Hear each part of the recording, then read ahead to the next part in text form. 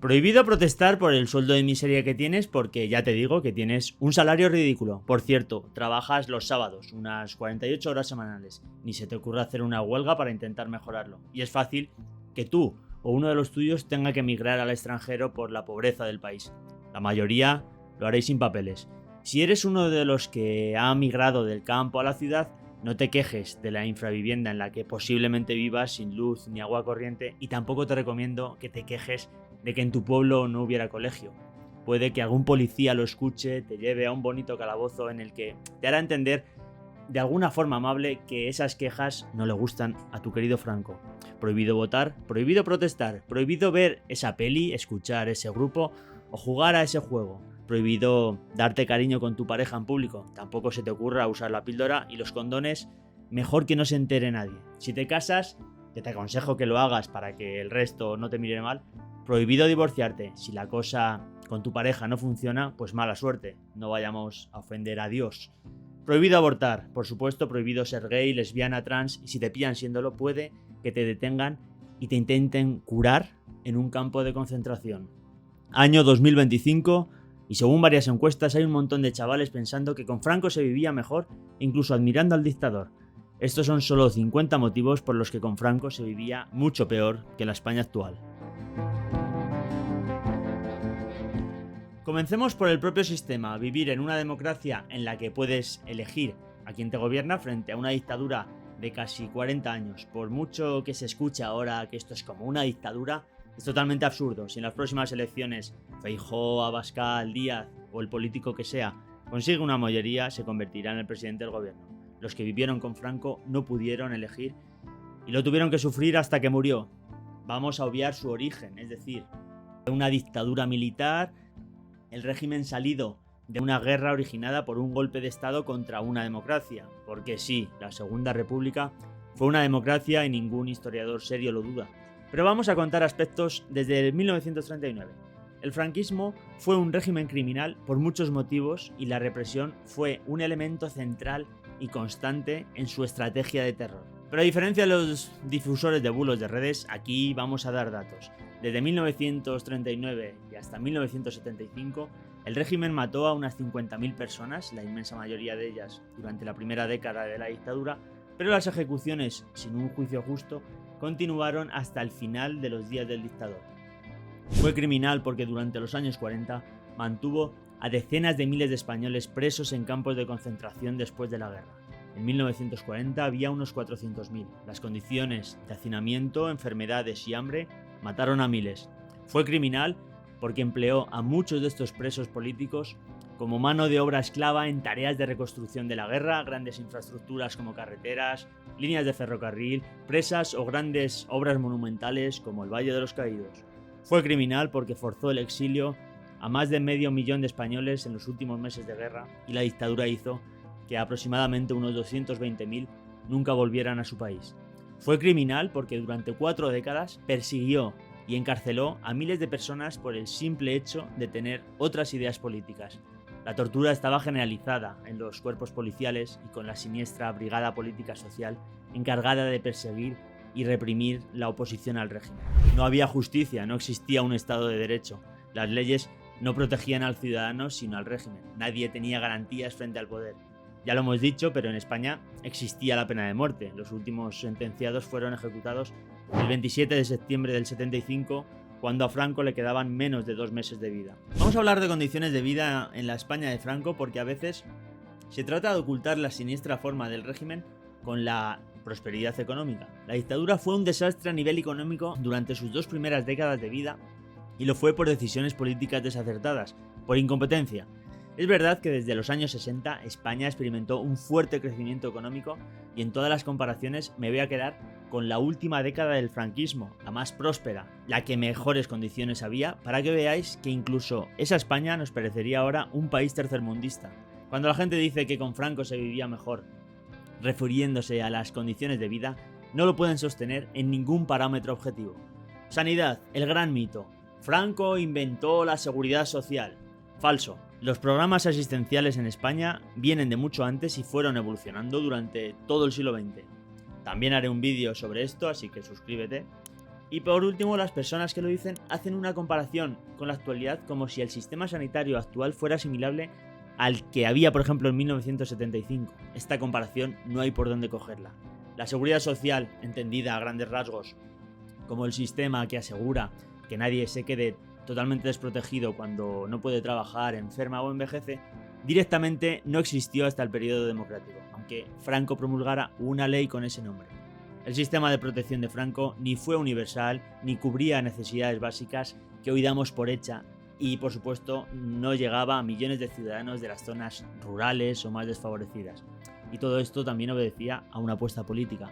Vamos a ver datos. En el año 75, cuando muere Franco, en el momento de mayor desarrollo del sistema franquista, el gasto social en España era del 11,2% del PIB. 20 años después, tras casi 2 décadas de democracia, había ascendido a un 25,6% del PIB.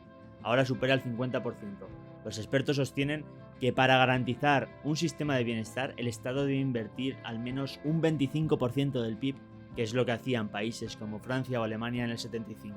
La baja inversión del franquismo se traducía en pensiones paupérrimas. El nivel medio de las pensiones no alcanzaba el 50% del salario mínimo interprofesional, lo que obligaba a muchas personas mayores a seguir trabajando, tuvieran que vivir en la pobreza o fueran extremadamente dependientes de familiares. La tercera edad era la franja de población con más riesgo de pobreza, especialmente en las zonas rurales. Respecto a la sanidad, cuando Franco muere no existía una sanidad pública universal como la entendemos ahora.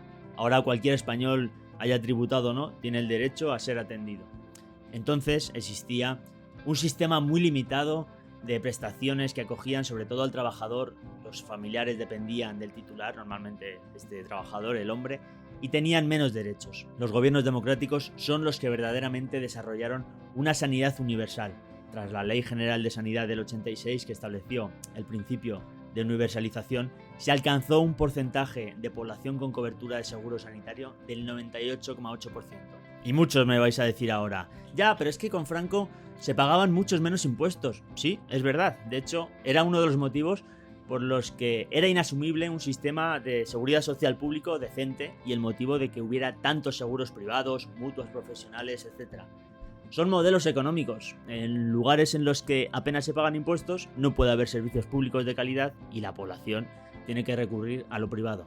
En 1975 y en 2025, si no hay un sistema fiscal fuerte y progresivo, el sistema se derrumba. En España estamos viendo cómo en comunidades que fomentan bajadas de impuestos que especialmente favorecen a los más ricos, se debilitan los servicios públicos y la gente recurre a seguros privados para evitar las enormes colas de la sanidad pública, o tienen que pagar también una cuota mensual por llevar a su hijo a un colegio concertado o privado. Son distintos modelos económicos.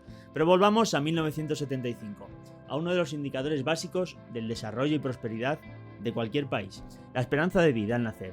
73 años y medio entonces, ahora 84. Nada más que añadir. Tasa de mortalidad infantil. En 1975, unos 20 niños por cada 1000. Hoy en torno a 2 por cada 1000. En el franquismo había falta de medicinas, calendarios de vacunación incompletos y se producían brotes de difteria, sarampión o polio. Miles de españoles siguen sufriendo en sus carnes las consecuencias de alguna de estas enfermedades. Con Franco existía una gran carencia de profesionales sanitarios, centros ambulatorios, equipamiento y hospitales provinciales que llegarán en periodo democrático y que han sido y siguen siendo una de las mejores cosas de este país. En los 60 se crearon grandes hospitales, como aquí en Madrid el de La Paz o el de la Fe en Valencia, con un fuerte sentido propagandístico y en detrimento de la atención primaria y la asistencia a zonas rurales. La educación franquista fue deficiente e insuficiente, con una cantidad increíble de niños sin escolarizar o que se salían de la escuela antes de los 14 años para ponerse a trabajar como aprendices. La política educativa franquista puede ser calificada de abandono total durante al menos 25 años, al punto que los expertos hablan de una generación perdida, con consecuencias que han llegado hasta el presente. Con las clases populares fue de una negligencia y desidia totales. En los 50 se dan cuenta de la gravedad del problema y realizan campañas de alfabetización que se repetirán en los 60. Y sorpresa, el sistema favorecía a los más ricos, pues en proporción se invertía más en educación secundaria y universitaria, niveles a los que solían llegar las clases más altas. Porque sin un buen sistema de becas y con una población tan desigual, llegaban a la universidad las familias más adineradas, evidentemente. La universidad franquista tenía un importante sesgo de clase y sesgo machista.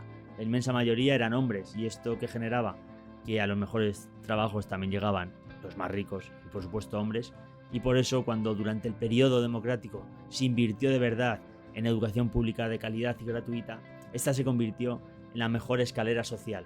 Ahora ya hay más mujeres en la universidad que hombres. En barrios pobres de ciudades y en zonas rurales las escuelas eran lamentables o no existían y siempre faltaban profesores. Un dato: en 1965, en la década del desarrollismo, cuando la economía española crecía como nunca antes, el gasto en instrucción primaria alcanzó solamente el 91% de lo que invertía la Segunda República, que sí que se tomó este tema en serio.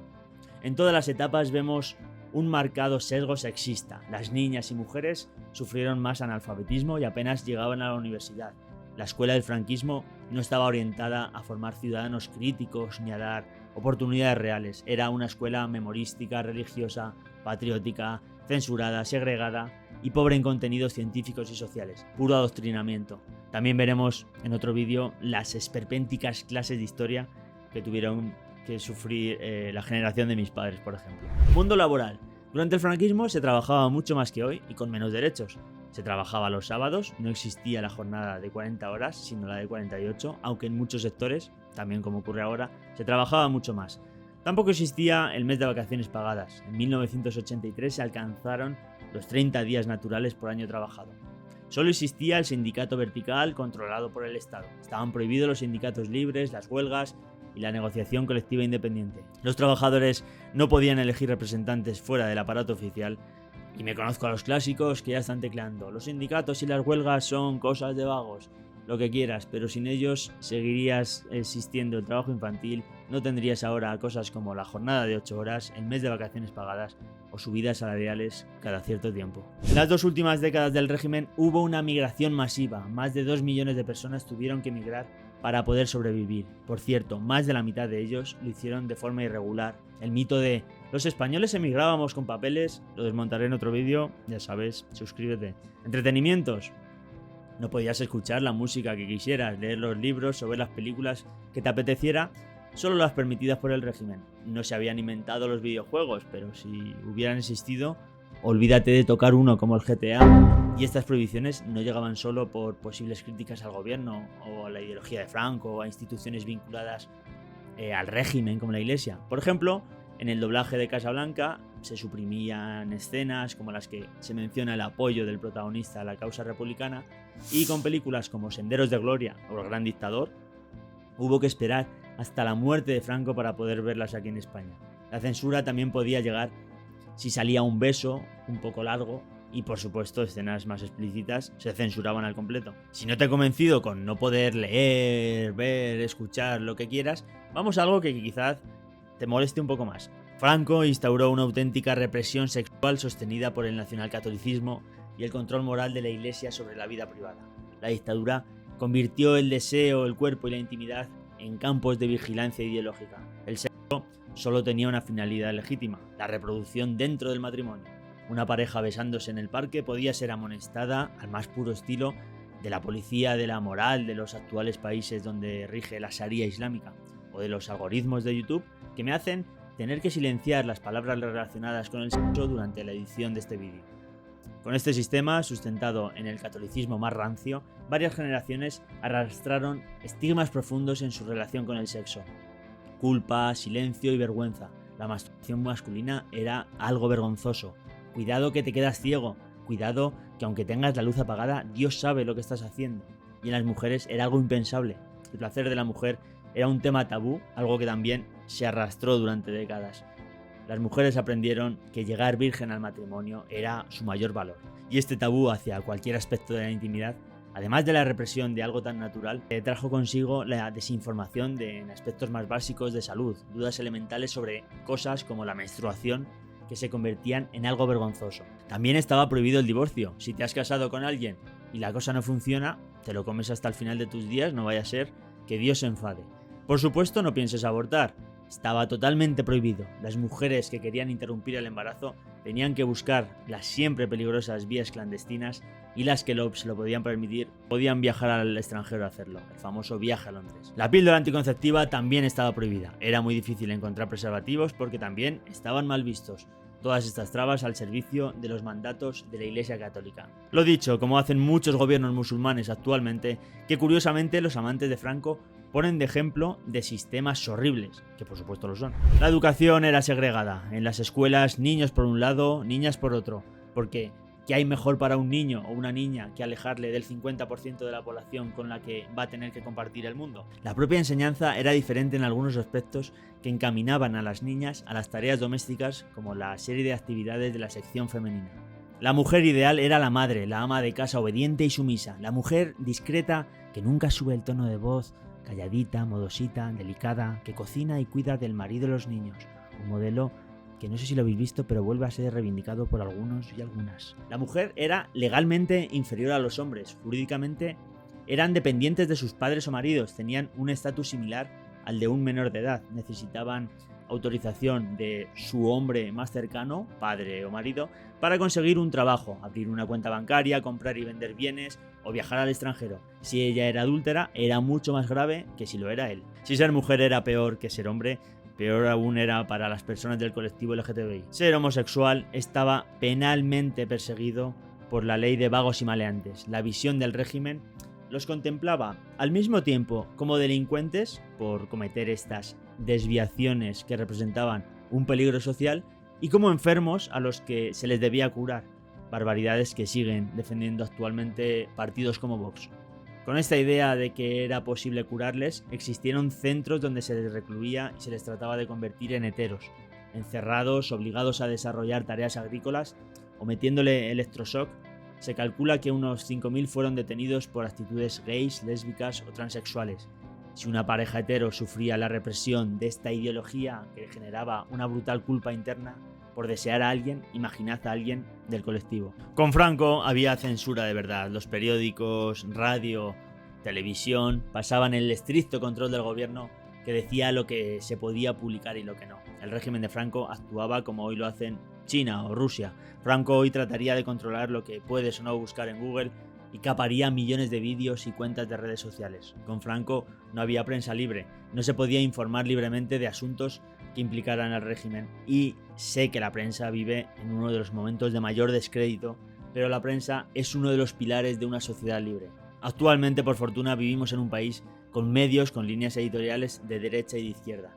Sin prensa libre no hubiéramos conocido los detalles de la catastrófica gestión de Mazón en la Dana de Valencia, el enriquecimiento de los familiares de Ayuso o las corruptelas de los secretarios de organización del PSOE como Cerdán y Ábalos. También gracias a la prensa se sabe que el rey Juan Carlos ocultó millones en el extranjero y que parte de nuestros impuestos, como en el caso de Ábalos, fue empleado en mantener o silenciar a amantes. Todo esto ha sido gracias a la prensa, a periodistas que cada día se sacrifican por sacar información contra el poder. No os creáis el discursito de lo que no sale en los medios de estafadores frikis con canales de Telegram. Y sobre este tema, también en estos mundillos se suele decir que lo de ahora es una dictadura porque no se puede decir nada. Posiblemente es de las cosas más contradictorias de todas.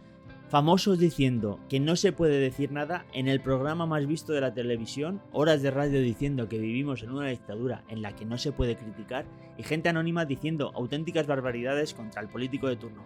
Durante el franquismo, esto sí que era una realidad y el que se atrevía a alzar la voz se exponía a graves castigos. Retomando el tema de la corrupción, el régimen de Franco era profundamente corrupto, pero a unos niveles inimaginables ahora. Y cuando digo el régimen, empiezo por el dictador y su familia más cercana. La historiografía ha desmontado esta idea tan repetida de que Franco era un austero y que quizá estaba rodeado de algún corrupto. No. Franco era un auténtico corrupto, como es casi inevitable en un régimen de este tipo. El dictador y su familia se apropió de viviendas y terrenos, se llevaron mordidas, participaron en un sinfín de empresas públicas, vendieron bienes y los ingresaron directamente en sus cuentas y algunos estudios han afirmado unas fortunas brutales. El tráfico de influencias era la norma de actuación. Entre 1961 y 1974, el 77% de los ministros y antiguos ministros del franquismo ocuparon cargos en los consejos de administración de las grandes empresas públicas y privadas. La corrupción estaba incrustada en el ADN del franquismo y Franco lo consentía, usaba la corrupción para beneficiar a unos fieles o amenazar a sus posibles rivales. Vamos llegando al final de esta lista. El principal problema económico en 2025 y me temo que en los próximos años, el acceso a la vivienda. Este es otro de los grandes mitos de los propagandistas del franquismo, la idea de que con Franco todo el mundo tenía una casa. Haré un vídeo analizando en detalle este tema y desmontando el famoso dato de los 4 millones de viviendas públicas de protección oficial construidas por Franco, que nunca las hizo. Durante toda la dictadura también existió una enorme escasez de vivienda que durante 40 años, Franco no supo solucionar. Además, millones de personas vivían en lo que hoy consideraríamos infraviviendas, sin los servicios básicos de agua corriente o luz eléctrica, especialmente en barrios de grandes ciudades a los que llegaron millones de personas de zonas rurales. Un ejemplo es Madrid, que contaba en 1975 con más de 30.000 chabolas en las que vivían más de 100.000 personas. La capital de España ostentaba así el triste récord de contar con el mayor porcentaje de población chabolista de todas las capitales europeas. En el 86, el número de chabolas censadas se había reducido a 2.000, en 2007 a 913 y en 2015 a 586, diseminadas en 10 núcleos. Hemos hecho los 50 motivos, podría hacer otros 50 vídeos más con otros 50 motivos por los que con Franco se vivía peor. Si os gusta el formato puedo repetir y lo que haré seguro es profundizar en alguno de estos aspectos. Si te ha gustado el vídeo dale a like, suscríbete, sígueme en redes y nos vemos con más historia.